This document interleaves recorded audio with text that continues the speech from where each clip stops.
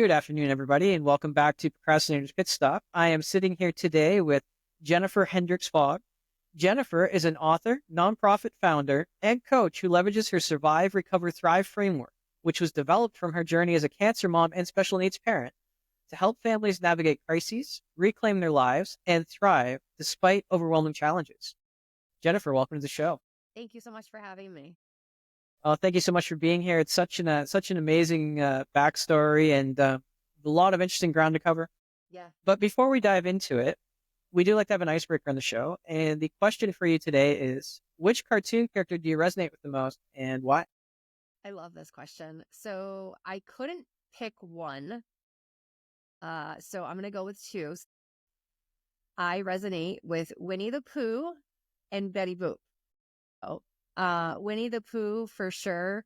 Just his big heart energy, right? He's loyal, he's thoughtful, and he's sometimes forgetful and clumsy, which being a special needs mom, I tend to have those moments. But he's also an advocate and he's always showing up with love and wisdom, right? But then you have Betty Boop, who is bold, confident, stylish, and totally unafraid to speak her mind. And again, being a special needs mom and advocate, like you have to be that way. And I would juggle many things and wear many hats. So I definitely feel like I'm a combination of those two. I love that. I thought the word contrast comes to mind, and not because the one's yellow and one's black and white, Right. Oh, yeah. but then I thought, no, but Betty in her own way I believe she was open-hearted too, right? I Yeah. think Yeah. not as much as Pooh, but a Right. little bit. No, I like those. I like those. Thanks for sharing. Yeah, sure. So why don't we go just a little bit, set the stage a little bit. Why don't you go a little bit into your journey and just how you got to be where you are today? Yeah. So I had a geriatric pregnancy. So I got pregnant with my first and only child at 40. I got married late in life and they were monitoring my pregnancy and they found my son to have a brain bleed during my 35-week ultrasound. Fast forward, I had an emergency MRI, which turned into an emergency C-section, in which we were told he had a deadly platelet disorder and he wouldn't survive birth. I had a few choice words for the doctors, and lo and behold, they thought it was just a birth defect and they were just going to monitor the brain bleed. Fast forward 3 months later, he had a follow-up MRI and they found that the brain bleed had dissipated and this huge tumor was there, a third of the size of his head. So at 3.5 months old, my son Logan was diagnosed with a congenital glioblastoma. So again, we were told he was not going to survive. I too had more words for the doctors. And when they got his biopsy back, they said that they were cautiously optimistic. So we kind of went with that. And my son just turned 8 this past November. He not only beat an unbeatable cancer, we were told he'd never walk, never talk, never eat. He doesn't walk, he runs. He knows some words. He can communicate what his needs are. He does have a brain injury and an autism diagnosis. And this past year, he just learned how to eat by mouth. So he does all the things we were told he was never going to be able to do. Thank you for sharing that. Yeah, some such a powerful story, and it just goes to show you that literally nothing is impossible as long as you've got the drive and I guess the dedication for it, right? Yeah. And I guess that's what it kind of comes down to is dedication, right? Yeah. Let me ask you, Jennifer, how would you describe procrastination and what does it mean to you personally? That's a great question. Procrastination, I think, is just really facing your fears. And it's knowing that you have to do something, but not knowing how to get started. And right, it's that old saying, the first step is, the one step you have to take to climb the staircase. So to me, like I think we all have our tendencies to do so, but it's knowing how to overcome that. And I think when you talk about procrastination, you got to look at the other side, right? Motivation. And personally, I think motivation is BS because it's the same thing. Like it's in your own head and you have to get out of that in order to move forward. And you're not going to get motivation until you start, right? So I think they kind of are the same thing, if that makes sense. No, that makes sense. No, but you're right. You have procrastination, but then you've got moderation. Listen to me. That's a good, Motivation, there you go. The new one. motivation and inspiration. Yeah. And those I've always seen those as more of like external though. And then inspiration was more like internal. Why don't you tell us how you managed to do everything? Because I mean, even just looking at it cursorily, right? Yeah. You juggled a business. I mean, you were supporting families as well. You were, Yeah. doing all this stuff. How are you doing all that without, you know, losing your mind, I guess? Well, that's to be determined. I often get asked, how I do it all. And I really, the core of how and why I do it all is love, right? It's really love for my child and the love for life, and helping other people at the end of the day only helps me. It inspires me. It encourages me to keep going and doing more. What's the old adage? If you want something done, give it to a busy person. I've been told several times, oh, this is a flight or flight response.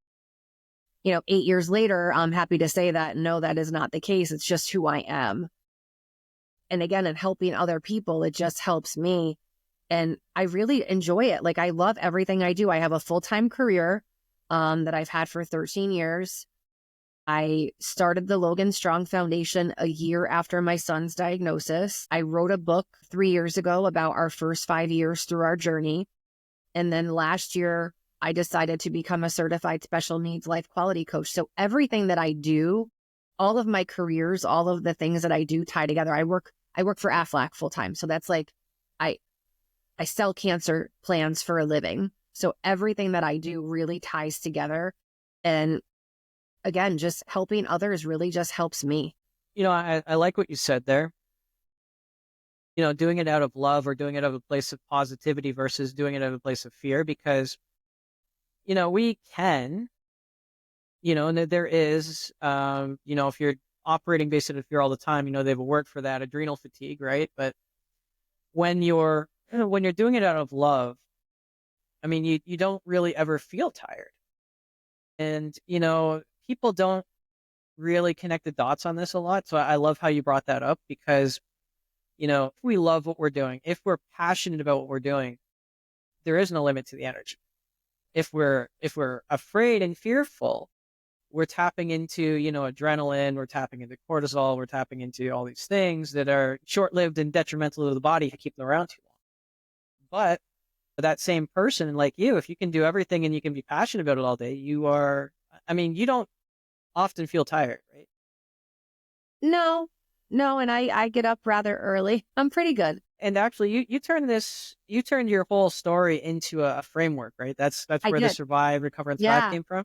Yeah. Yeah, I did. So, resilience is like a buzzword, right? And I really kind of took it a step further, because you can learn how to create resilience in your life. Like, I'm a firm believer in, everything happens for a reason, and it's not what happens to you, it's what you do with it that matters. So creating this framework for me helped me, and it's helping like my clients that I work with as well, because you have to look at resilience as a whole, right? Survive, recover, thrive. And for us, like, obviously when my son was diagnosed, that was survival mode, right? Like, we didn't know anything but just to survive. And sometimes in life, it's okay to take it one day at a time, take it 1 hour at a time, take it 1 minute at a time. And I think we have to let ourselves know that it's okay to do that. And then there's the next step, which is that recover process where, okay, for us with our son, okay, he's no longer in treatment. Now we have other things to adjust, and you have to take in that recovery piece. You have to get excited about the little things, right? Because the little things, the little steps, the little achievements are so big, and they create the bigger things to create momentum, which then leads us into thrive, right?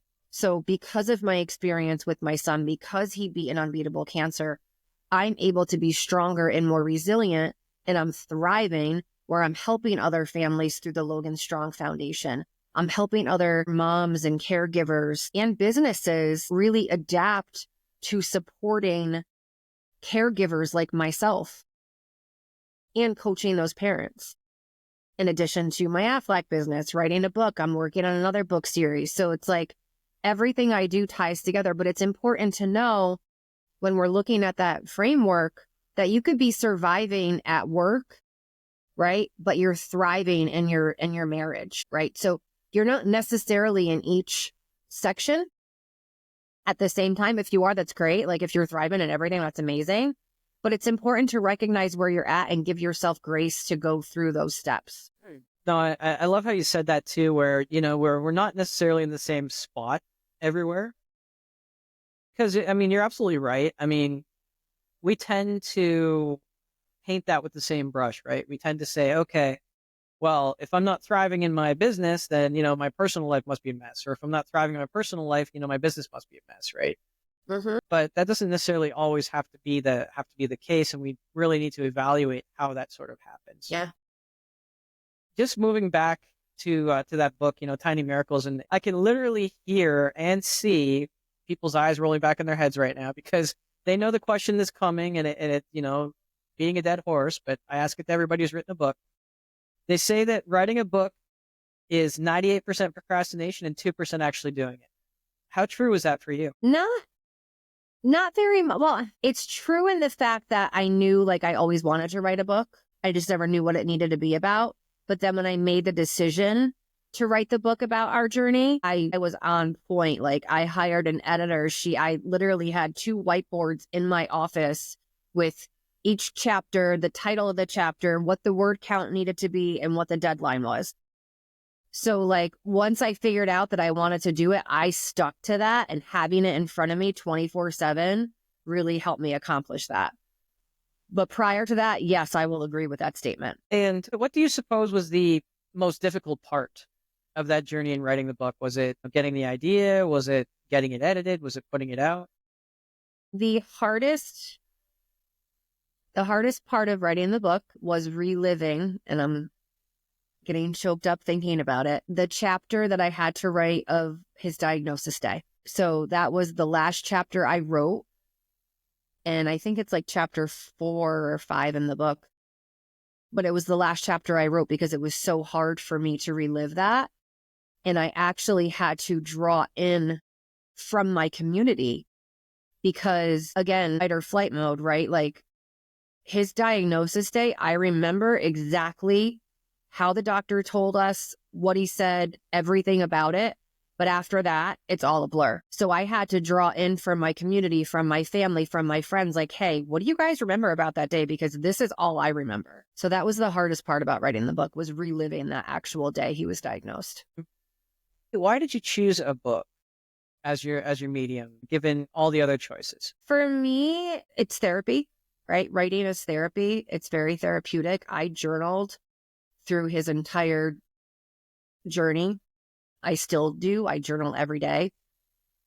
And to me, it's just therapy. And I really wanted to share our journey of faith, hope, and resilience. And I wanted the world to know that, life happens. And again, it's not what happens to you, it's what you do with it that matters. And I always tell people, like, doctors have to tell you the worst case scenario, right? Like, our son's doctor tells us every time she sees us, like, your son is here today because of you. Medically, he should not be here. But because of our will and our strength and our love for our son, he's thriving. No, love is a powerful thing. You get that on there, and well, we know. I mean, we know that Einstein pointed it out first, and now everybody's getting on board that everything's energy. So you obviously, if you're happy and you've got that dopamine floating around, you're doing better than if you've got a bunch of cortisol floating around in your body, right? So, I mean, we know that.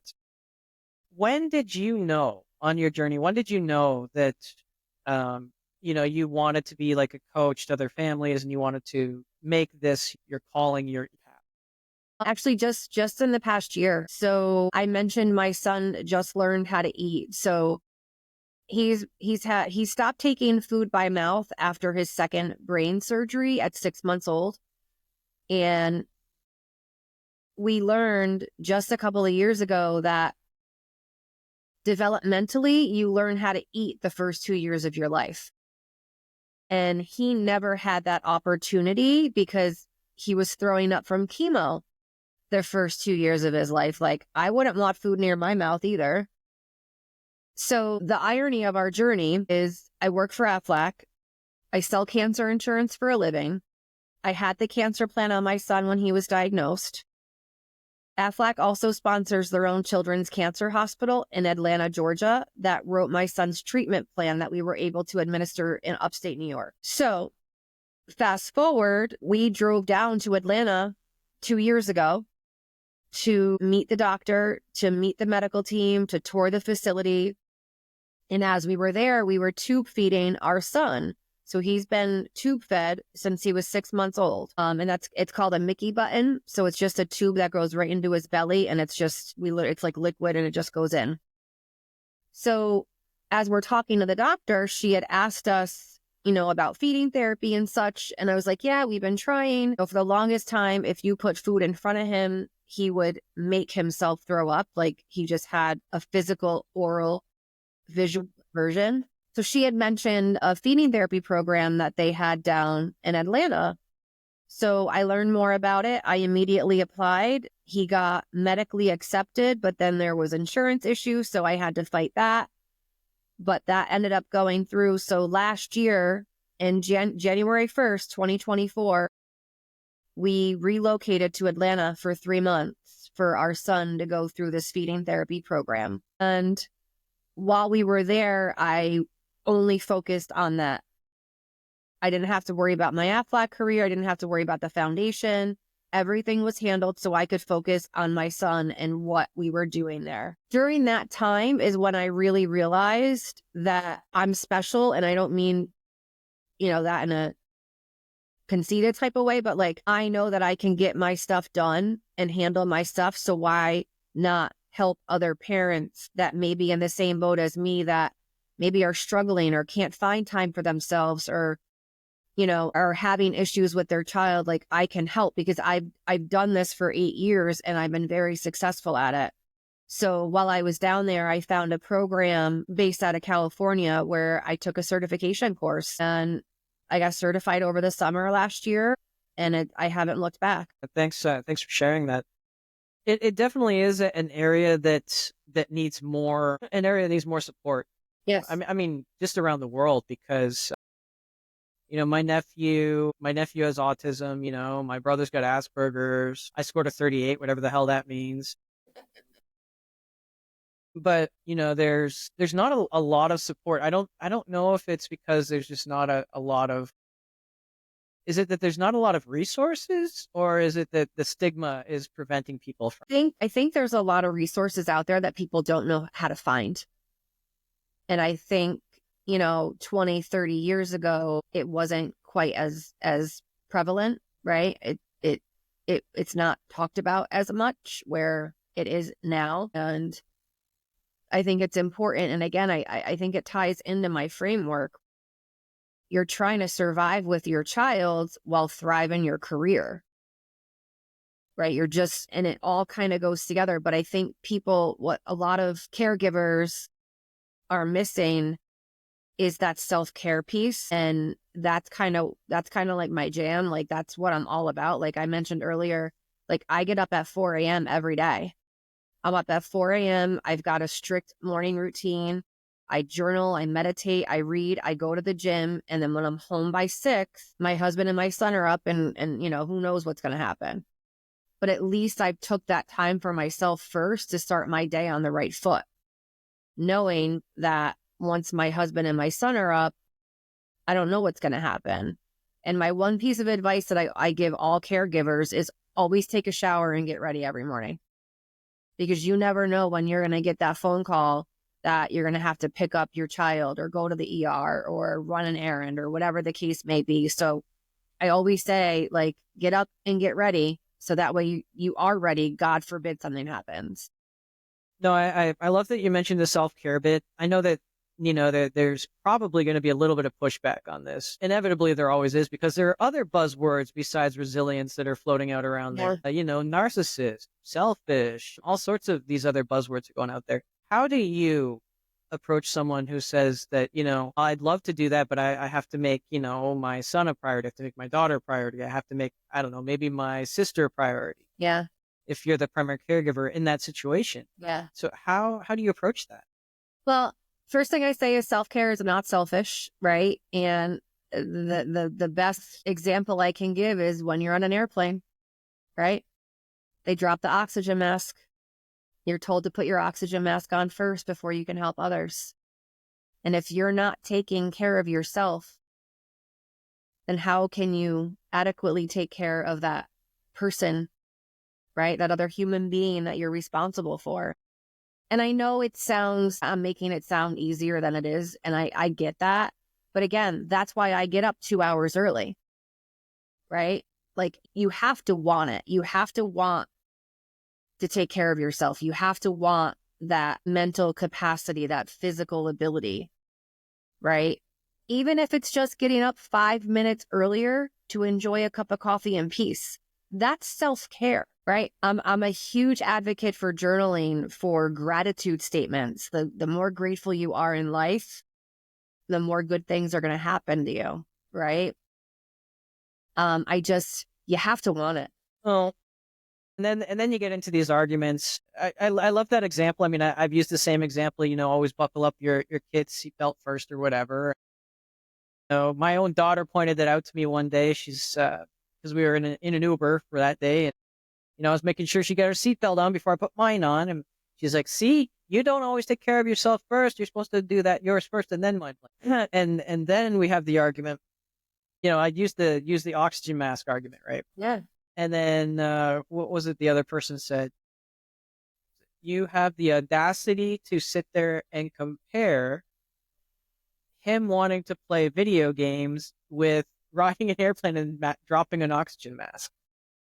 And it's like, no, they're not dissimilar.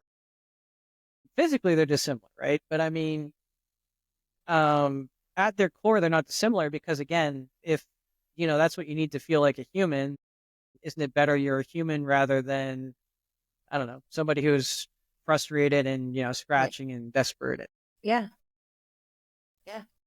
And I think it's important to take those steps to take care of yourself prior to, something happening in like a week because you didn't take care of yourself. You're not mentally stable. You're not okay. And then something happens and then you lose your crap, right? Like it's physically, mentally, emotionally taking care of yourself is only going to help you in the long run.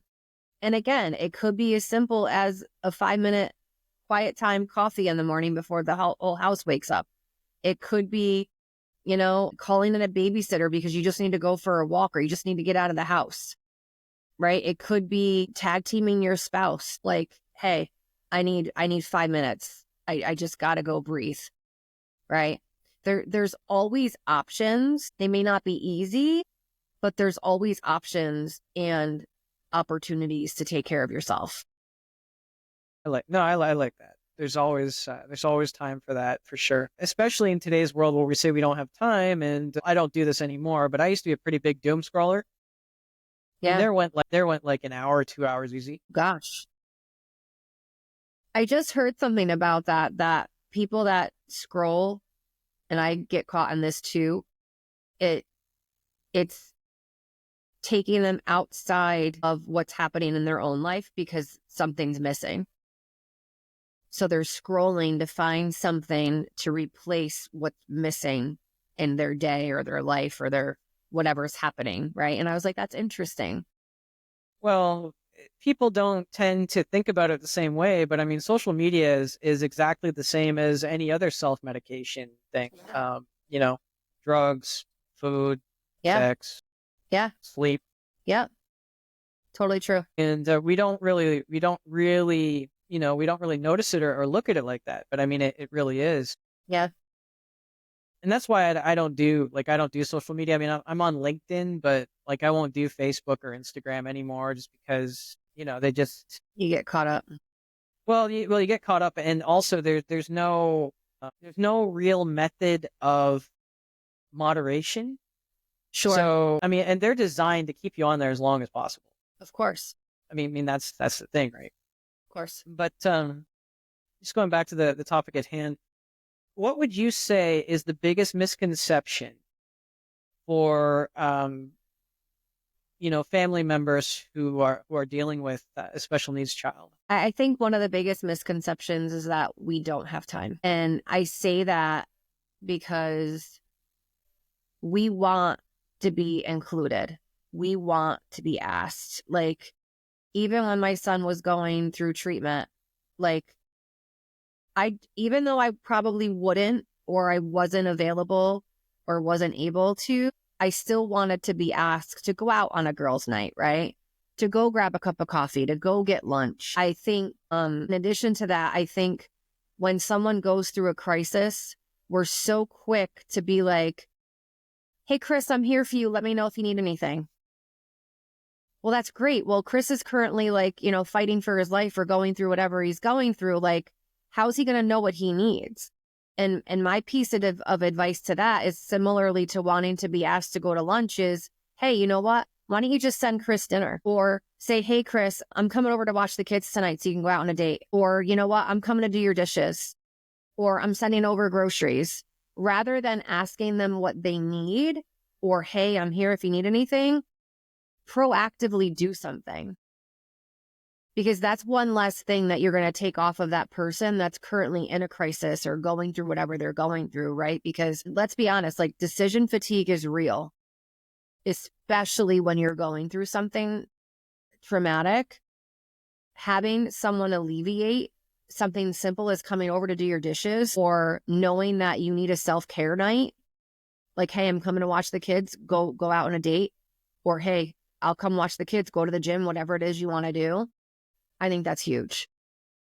No, and I like that. I think that there's a big sort of it's not really taboo, but I think that there's definitely a mental block so thank you for saying that. I definitely think there's a mental block and I know this mental block happens with things that are simpler because I know that just my neighbors, when they put their trash out, I know they're busy. They got a new kid, a new baby, and they're always busy. And, they put their trash out and sometimes their trash cans stay there for 2 or 3 days. So it's like, well, we could just go and take them in.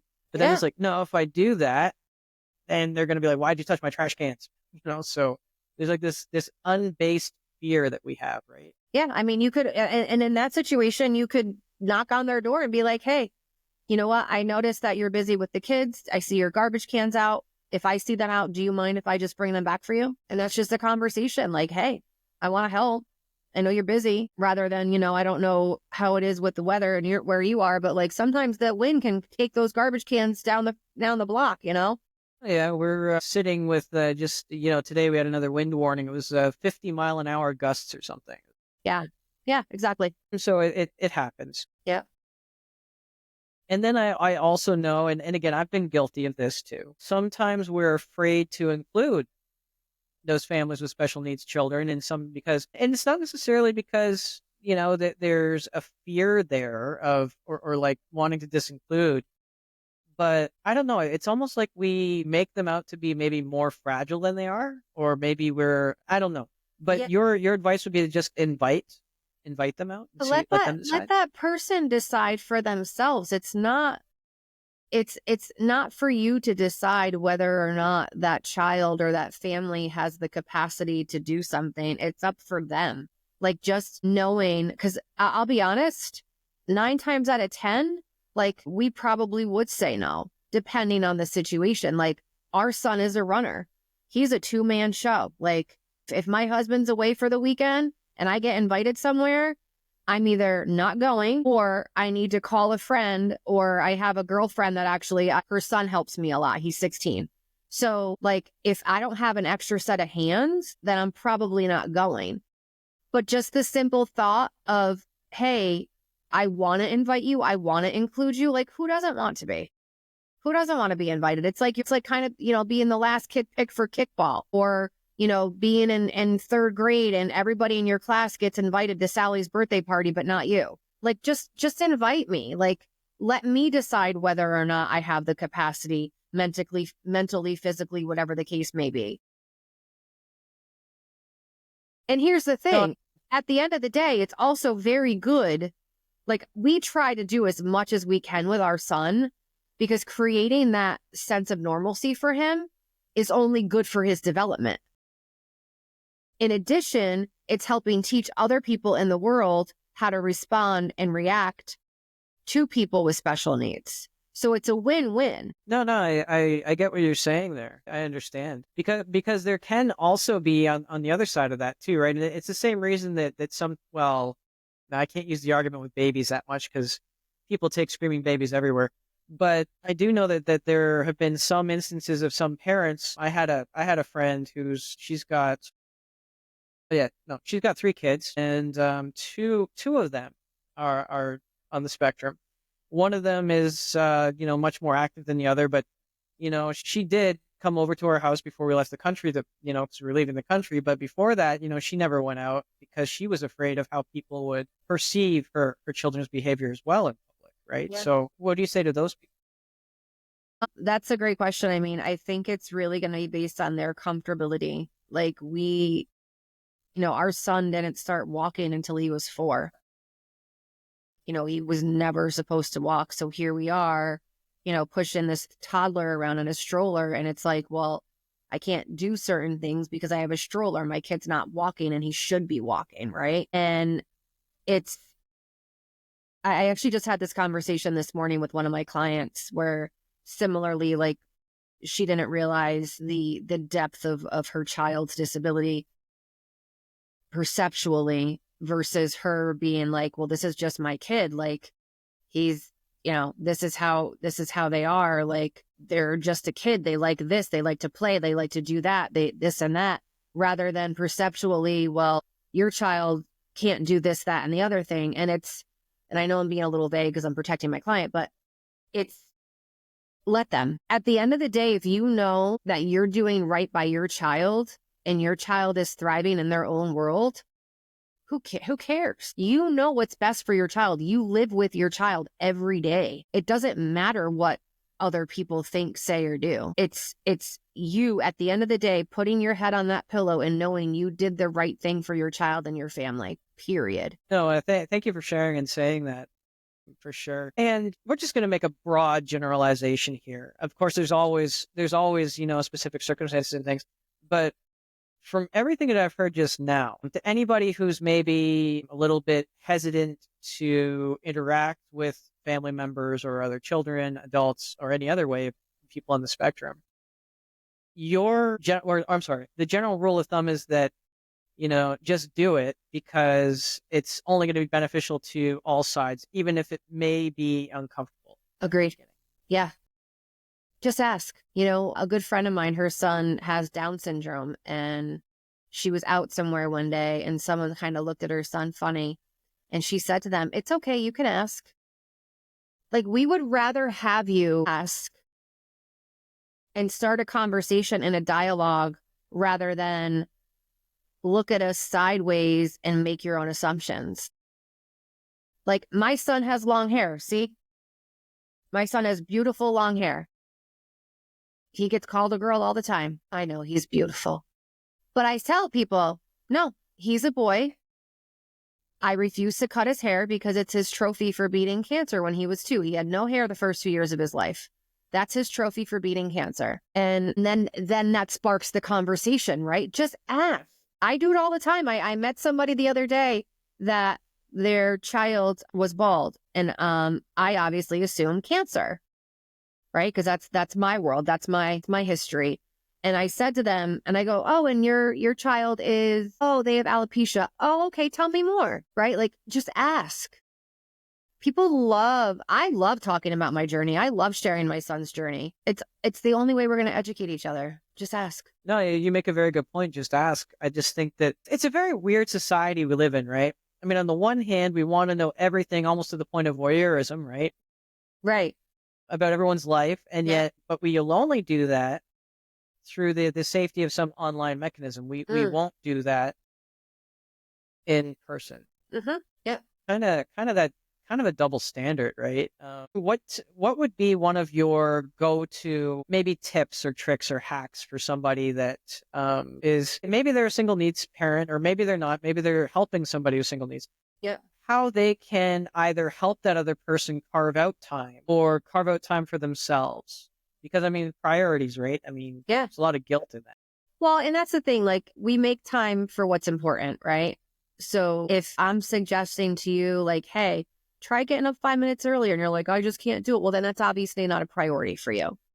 Like, what are things that make you happy that if you achieve X, it's going to make you just amplify your resilience and your happiness and the way you take care of that child, right? I think it's really all in finding what's important for that person. Like, is it working out? Is it getting their nails done? Is it sleep?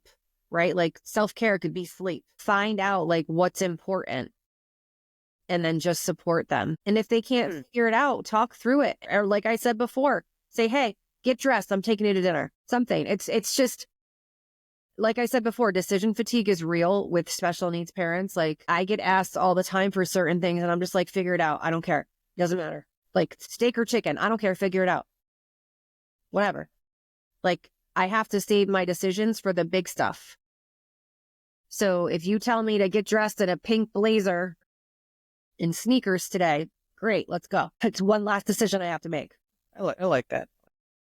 You know, Jennifer, it's been a really great conversation. I could go on for a little bit on this. It's a subject that, is near and dear to myself as well. Thank you. So thank you so much for being here as well. We are coming up pretty close to the time. Was there anything that you wish I would have asked but didn't ask, or anything you feel we should have covered but didn't cover? No, I think we covered it all. And I think the key takeaway here is just, that inclusivity piece, make that person with special needs feel needed and wanted and included. Make that caregiver feel needed, wanted, and included. It's like we want that sense of normalcy and we strive for that. But we also need people to understand that that's unfortunately not the life that we live. Right? Like my phone is right next to me this entire time. If I get a call from school, you know what I mean? So it's we're the same, but we're not. So it's finding that common ground and people that can support that for you. Well, no. Actually, that's one commonality. Actually, is that you've got your phone there if the school calls. I mean, Yeah. it's no different. Yeah. Well, I can't speak for all parents, but most, Sure. that are doing it. Yeah. I like that. I like that. Just before we go, Jennifer, what is the best way for our listeners to reach out and learn more? Yeah, so you can reach me at jenniferhendricksfogg.com. It's my coaching and speaking page. I've got a contact information page there. I also have links to the Logan Strong Foundation, which is just that, loganstrongfoundation.org.